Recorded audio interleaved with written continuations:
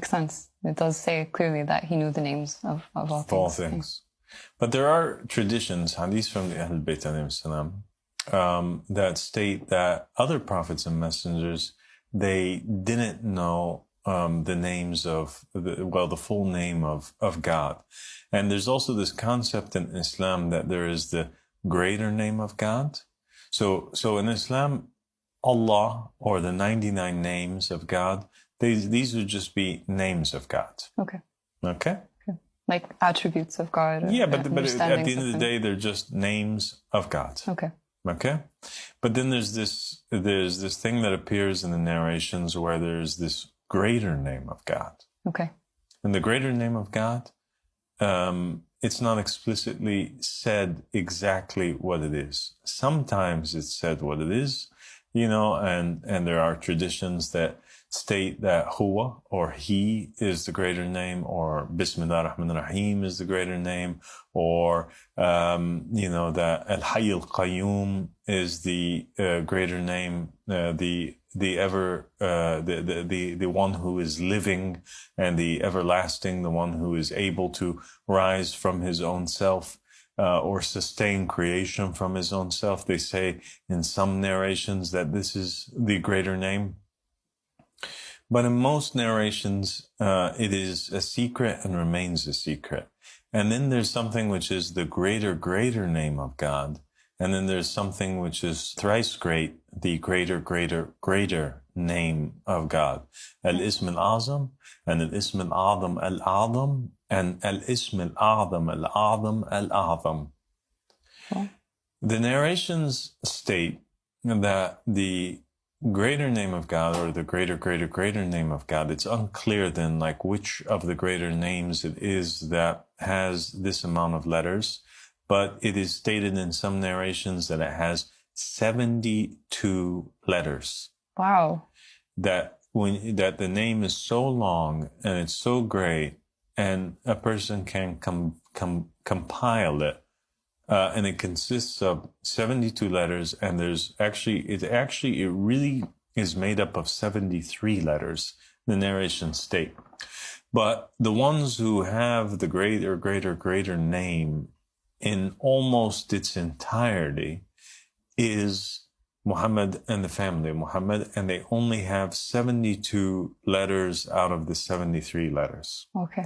And that the only one who has the final letter is Allah subhanahu wa ta'ala himself. God Almighty himself is the only one who has that last letter.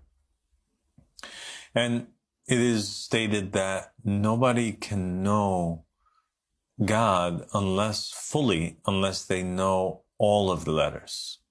Oh. So as much as you have letters, that's as much as you know of God. And as much as you know of God is as much as you are able to perform miracles or, command things in the name of God, and it responds to you. It's the higher that your soul gets is the more that you know from his name.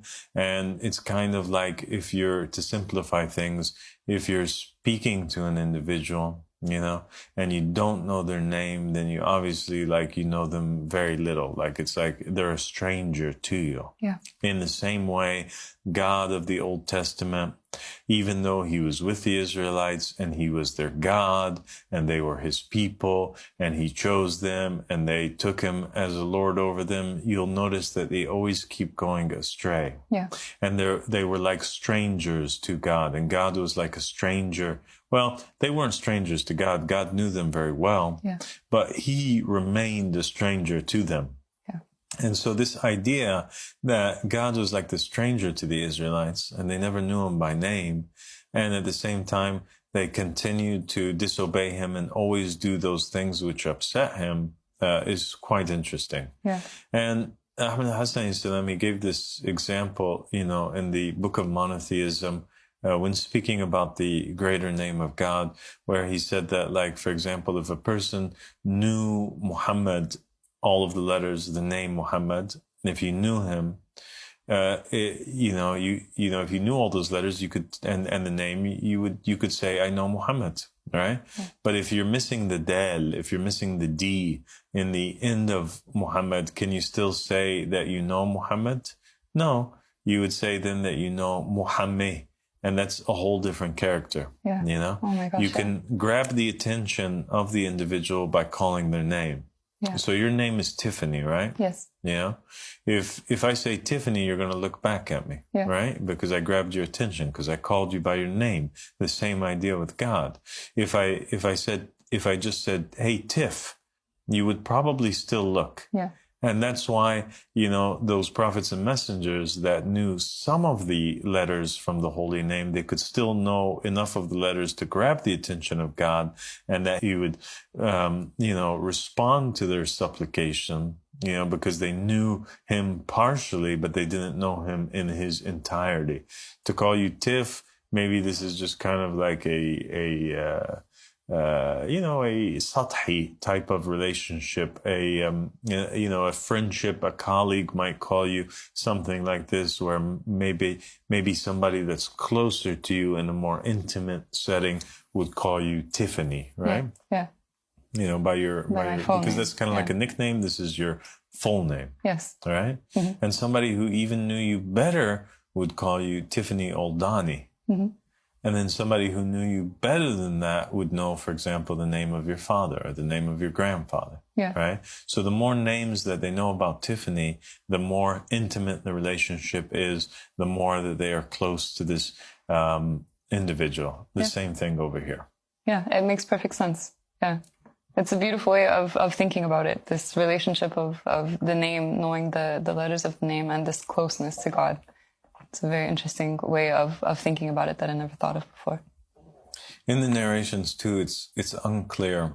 When it says like the letters, that there's 72 letters, it's unclear if those letters are the same like our letters. Yeah. Yeah. So, for example, it's unclear if alif would be counted as one letter or not. Okay. Alif is like the A of Arabic. Yes. And the A of Hebrew.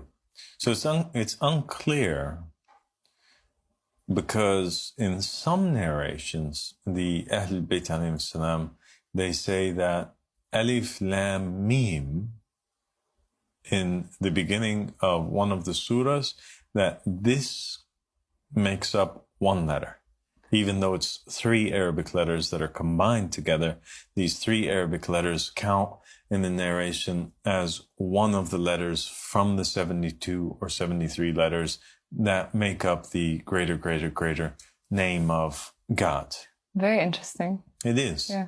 And that's one of the mysteries in the Quran, is that in the Quran, they have these letters that are called like the cut-up letters in the beginning of certain surahs in the Quran, like Alif Lam Mim Ra, you have Noon, you have Taha, Alif Lam Mim Sad, so people have been confused as to what these letters in the very beginning of certain surahs are even referring to. Some have said, these are different names of the Prophet Muhammad, that one of his names is Noon, and one of his names is Taha, and one of his names is, other people have said that, no, what it is that some of these letters are actually referring to, or are code words for the Imams from the Ahl Bayt alayhim salam. Okay. So you might have, because the Arabic letters are 28, and there are 14 letters that are called the al-huruf al-nuraniyya, the light letters. And it is these light letters that are mentioned at the beginning of certain verses from the Quran. So half of 28, which is the complete alphabet in Arabic, is 14. There's 14 infallibles. And therefore, each one of these letters represents one of the infallibles. So one of them is Fatima al-Zahra, one of them is Imam Ali, one of them is Muhammad. They're code words for, for their names. That is really fascinating. I've always wondered about these letters that in the beginning of certain surahs, Yeah. because they're quite a mystery. What are they doing there? What is the meaning of them? And